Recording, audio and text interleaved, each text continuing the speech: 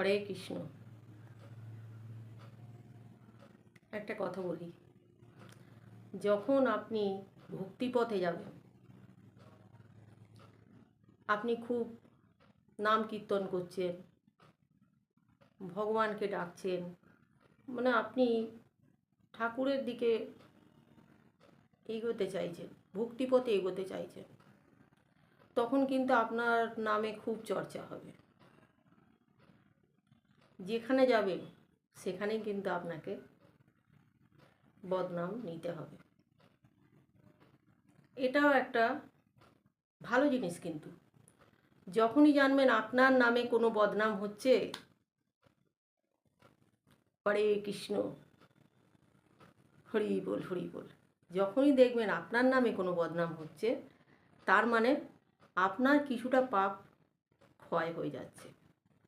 যে আপনার নামে বদনাম করছে সে কিন্তু আপনার পাপটা নিয়ে নিচ্ছে। আপনি তত পরিষ্কার হচ্ছেন, আপনার পাপ তত কমে যাচ্ছে। আর একটা কথা শুনুন, অনেকেই বলে উনি নাকি ভক্তি করেন, উনি নাকি পুজো পাঠ করেন, উনি নাকি হরিনাম করেন, তাহলে ওনার এত রোগ, এত ভোগ, এত কষ্ট কেন? এটারও উত্তর আছে। হয়তো আমি জানি না কিছু, কেন আমি গীতা পড়িনি, আমি লেখাপড়া বেশি জানি না। আমি যতটা জানি, আমার যতটা জ্ঞান, মানে আমার যতটা যতটা আমি বুঝেছি আর কি, যে কোনো জিনিস করতে গেলে বাধা আসে। ভক্তি পথে গেলে আপনার বাধা বিপদ তো আসবেই, কিন্তু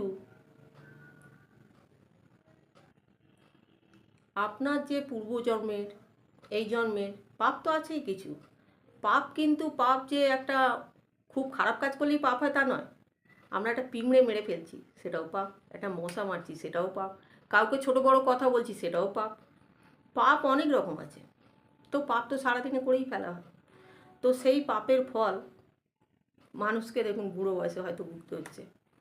তো যখন ভক্তিপথে যাবেন তখন দেখবেন আপনার তাড়াতাড়ি হচ্ছে, ওই ভোগান্তিকটা তাড়াতাড়ি হচ্ছে মানে ভগবান আপনাকে কৃপা করছে যে আপনার পাপটা তাড়াতাড়ি ক্ষয় হয়ে যাবে, ক্ষয় হয়ে আপনি ভগবানের পথে সুন্দরভাবে এগোবেন।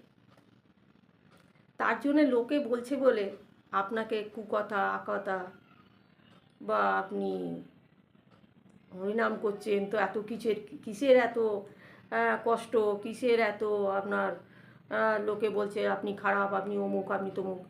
তো আপনি সেই ভয়ে যেন ভগবানের নাম করা ছেড়ে দেবেন না, ভগবানকে ডেকে যাবেন। তিনি দয়াময়, তিনি জগতের নাথ। আমরা কে? আমরা কিছুই না। ভগবান যদি আপনাকে না ডাকে তো কার সাথ দিয়ে যে আপনাকে বলায় হরি বল হরে কৃষ্ণ, কারো সাধ্য নেই।